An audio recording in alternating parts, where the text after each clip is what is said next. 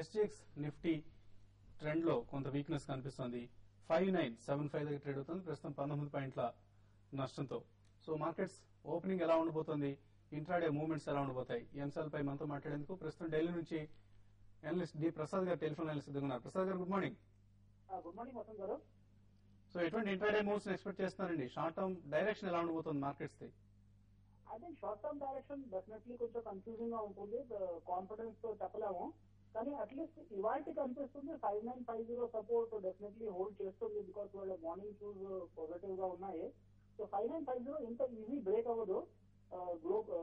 Especially European markets better open అవుతాయి. I think ఇవాళ stage at least 5950 hold అవుతుంది.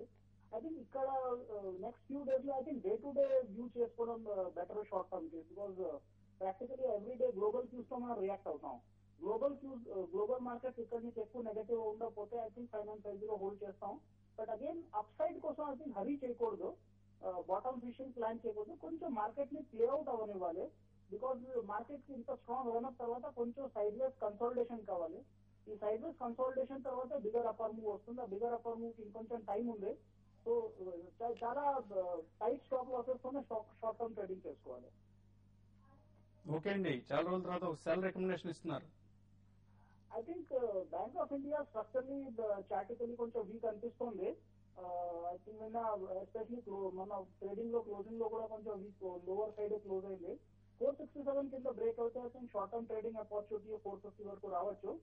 Stock లో సైడ్ గా 481 పెట్టుకోవాలి. ట్రేడర్స్ ఈ నెక్స్ట్ ఫ్యూ డేస్ లో ఐ థింక్ స్టాక్ ప్రాసెస్ చాలా టైట్ గా పెట్టుకోవాలి. ఐ థింక్ కాంప్లిసెంట్ ఉండకూడదు, బికాస్ మార్కెట్ డైరెక్షన్ స్ట్రేట్ ఎక్కడ ఉండదు, వొలటిలిటీ చాలా ఎక్కువ ఉంటుంది. So short term cell calls I think నా ఉద్దేశం షార్ట్ టర్మ్ బై కాల్స్ కొన్ని రోజుల కంటే అవాయిడ్ చేయాలి. ఓకే అండి, థ్యాంక్ యూ ప్రసాద్ గారు. సో బై కాల్స్ ప్రస్తుతానికి అవాయిడ్ చేయమంటున్నారు. ఆయన కూడా ట్రెండ్ వాకింగ్ చేస్తున్నారు. సెల్ రికమెండేషన్ ఇచ్చారు ఇవాళకి. Maybe as a positional call bank of India cell చేయమంటున్నారు. పద్మావతి హైదరాబాద్ నుంచి లైన్ ఉన్నారు. పద్మావతి గారు నమస్తే అండి. నమస్తే అండి. నేను జిందాల్సా కొన్నాను 202 లో 50 షేర్స్. ఓకే అండి. యునైటెడ్ పాస్టర్స్ 215 లో కొన్నానండి 15 షేర్స్.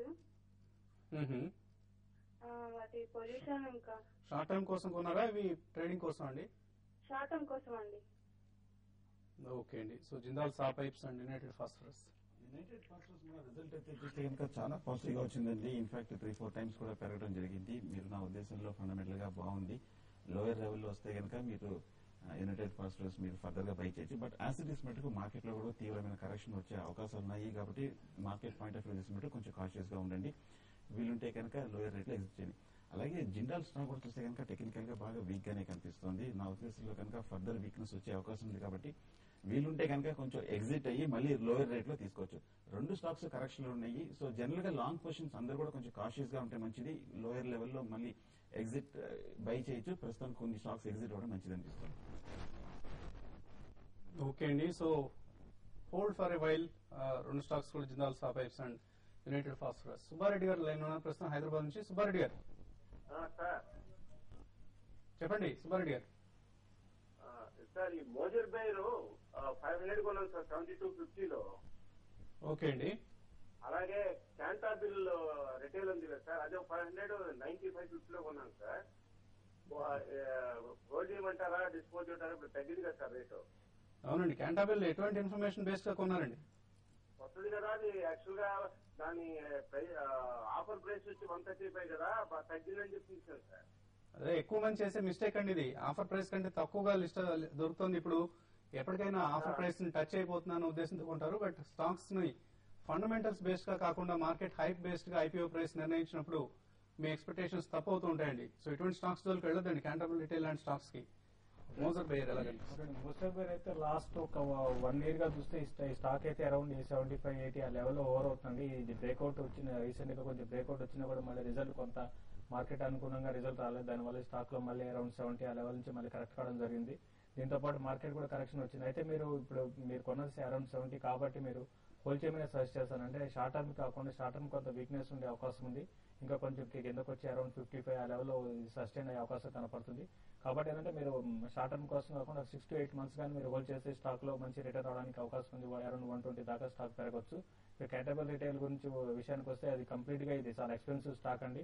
తర్వాత రీసెంట్ గా ఈ సెక్టర్ లో ఇటువంటి దాంట్లో ఉన్న వాటిలో మనం చూస్తాం హెవీ సెల్లింగ్ అనేది కనపడుతుంది. స్టాక్స్ అనేవి కాకుండా బయట ఫండమెంటల్స్ కూడా బాగా చేంజ్ అయిపోయినాయి కాబట్టి మార్జిన్స్ ఉండలేదు. ఇటువంటి పరిస్థితి స్టాక్ నుంచి మీరు ర్యాలీస్ లో ఎగ్జిట్ కమ్మని సజెస్ట్ చేస్తానండి. ఓకే అండి. ఒక కాలర్ ఛత్తీస్గఢ్ నుంచి శన్గర్ లైన్ ఉన్నారు. శన్గర్ నమస్తే. నమస్తే సార్. ఎలా ఉంది ఛత్తీస్గఢ్? ఛత్తీస్గఢ్ సార్ బ్రహ్మాండంగా ఉంది. అయితే చెప్పండి. నమస్తే సార్. సార్ ఛత్తీస్గఢ్ బాగానే ఉంది సార్. అయితే నేను చాలా కాలంగా మీ అడ్వైజెస్ ఫాలో అవుతున్నాను సార్. ఓకే మెయిన్లీ శేషు గారు, కుటుంబరావు గారు, సుందర్ గారు ముగ్గురిని కూడా నేను ఆల్మోస్ట్ ఫాలో అవుతూనే ఉంటాను. ఓకే అండి. ఏం చేస్తుంటారు? ట్రేడింగ్ చేస్తుంటారా? సార్ నేను పర్సనల్ ట్రేడింగ్ ఎక్కువ చేస్తుంటాను. ఓకే అండి. అయితే ప్యాకర్ స్టీల్ సార్ నేను 2 years క్రితం కొన్నాను. ఏ కంపెనీ అండి? కన్సిడరబుల్ చేంజ్ ఏం రావట్లేదు సార్. ఒకసారి కంపెనీ పేరు రిపీట్ చేయండి. Packer steel sir. Facor steel. Okay అండి. ఫ్యాకర్ ఎలాయిస్ అనుకుంటాను. Facor steel and alloys. Yeah, ఏ ప్రైస్ లో కొన్నారండి మీరు? నేను కొన్నది 4 rupees ప్రైస్ మీద కొన్నాను సార్. ఓకే అండి. సో ఇటువంటి పెన్నీ స్టాక్స్ గురించి పెద్దగా చెప్పుకోవడానికి ఏమి ఉండదండి. ఎనీవే ఎలా కనిపిస్తుంది? ఫ్యాకర్ అలా చూస్తే కనుక టెక్నికల్ గా ఈ మధ్య ఒక లాస్ట్ ఒక 1 week గా కొంచెం 5.5 rupees నుంచి 8 rupees వరకు పెరగడం జరిగిందండి. బట్ నా ఉద్దేశంలో ఇది ఒక లేట్ ర్యాలీ. మీరు చెప్పినట్టుగానే ఇది ఒక పెన్నీ స్టాక్. ఫండమెంటల్ గా చూస్తే కనుక కొంచెం పెద్ద ఏమీ లేదనమాట. నా ఉద్దేశంలో మీరు ఈ 1 rupee ఫేస్ వాల్యూ ఉన్న స్టాక్ ని మీరు అవాయిడ్ చేయండి. వీలుంటే కనుక ఒక 8-9 rupees వచ్చాక జస్ట్ 1 rupee పైన మీరు ఎగ్జిట్ అయిపోవడం బెటర్. దీని బదులు వేరే మంచి స్టాక్ తీసుకోవడం మంచిది. ఎందుకంటే మంచి మంచి ఫండమెంటల్ స్టాక్స్ కూడా విపరీతమైన కరెక్షన్ చూస్తున్నాం లాస్ట్ 1 week లో. సో అటువంటి నేపథ్యంలో ఇటువంటి స్టాక్స్ కరెక్షన్ మొదలైందంటే మీరు ఎగ్జిట్ అవడానికి కూడా ఛాన్స్ ఉండదు కాబట్టి సో ఫ్యాక్టరీ అలాయ్స్, స్టీల్స్ రెండింటిలో మీరు కొంచెం కాన్షియస్ గా ఉంటే మంచిది. ఓకే అండి. సో టాటా స్టీల్ లాంటి ఫండమెంటలీ స్ట్రాంగ్ కంపెనీస్ వైపు షిఫ్ట్ అవ్వండి ఫ్యాకర్ నుంచి. ఫైనల్ గా ట్రేడర్స్ కి ఎటువంటి సలహా ఇస్తున్నారు? మార్కెట్ అయితే ఫ్లాట్ గా ఓపెన్ అయ్యే అవకాశం ఉంది. మార్కెట్ డే అంతా కూడా వోలటాలిటీ ఉంటుంది. సో స్టాక్స్ కన్నా నేను నిఫ్టీ ఫీచర్స్ ని సజెస్ట్ చేస్తున్నాను. బై అరౌండ్ 5970, స్టాప్ లాస్ 5950 దగ్గర స్టాప్ లాస్ పెట్టుకోమని సజెస్ట్ చేస్తాను. టార్గెట్ 6000, 6020 దాకా ఇంటర్డేలో రావడానికి అవకాశం ఉంది. ప్రాబబ్లీ ఇది మా ఆఫ్టర్నూన్ ట్రేడింగ్ సెషన్ నుంచి కొంచెం మార్కెట్ లో బౌన్స్ బ్యాక్ అయ్యే అవకాశం ఉంది. ఆఫ్టర్నూన్ వరకు మార్కెట్ కన్సాలిడేట్ అయ్యే అవకాశం ఉంది. మెటల్స్ అని చూస్తే కనుక బాగా వీక్ గా కనిపిస్తుంది. హిండాల్కో 212 బ్రేక్ అయిందంటే కనుక సెల్లింగ్ పొజిషన్ తీసుకోండి. ఒక 209 దగ్గర మీరు ఎగ్జిట్ అవ్వచ్చు స్టాప్ లాస్ తోటి. వీలుంటే వీక్ గా క్లోజ్ అవుతే కనుక మీరు పొజిషన్ కూడా కన్వర్ట్ చేసుకోవచ్చు. మార్కెట్ నిఫ్టీ వచ్చి 5930 దగ్గర మేజర్ సపోర్ట్ ఉంది. అక్కడ ఒక రికవరీ వచ్చేస్తుంది. కానీ 1 or 2 సెషన్స్ 5930 కింద క్లోజ్ అవుతే మటుకు కొంచెం మీడియం టర్మ్ కరెక్షన్ కొంచెం స్ట్రాంగ్ గా వచ్చే అవకాశం ఉంది. ఓకే అండి. సో మన బిగ్ బుల్ మాత్రం బై రికమెండేషన్స్ కి స్టిక్ అవుతున్నారు. ల్యాంకో ఇన్ఫ్రా బై అబౌవ్ 6450 అంటున్నారు. స్టాప్ లాస్ 63, టార్గెట్ 67 వరకు కూడా ల్యాంకో ఇన్ఫ్రా వెళ్తుందని ఎక్స్పెక్ట్ చేస్తున్నారు. అలాగే Exide Industries buy above 168, stop loss 165, target 174 వరకు కూడా ఎక్సైడ్ వెళ్లే అవకాశం ఉందంటున్నారు. అలాగే అమర్నాథ్ శాస్త్రి ఐడిబిఐ బై చేయమంటున్నారు. అబౌవ్ 187 ఉంటేనే స్టాప్ లాస్ 185, టార్గెట్ 191.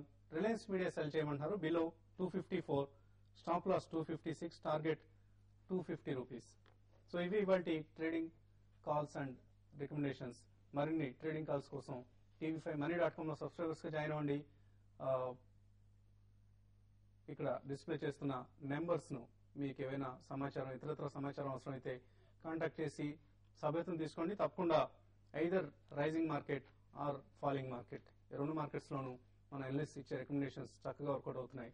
సో మరి కాసేపట్లో tv5money.com లో ఫస్ట్ ట్రేడ్ ఈ కార్యక్రమంలో వెబ్ కాస్టింగ్ ప్రత్యక్ష ప్రసారంలో కలుద్దాం.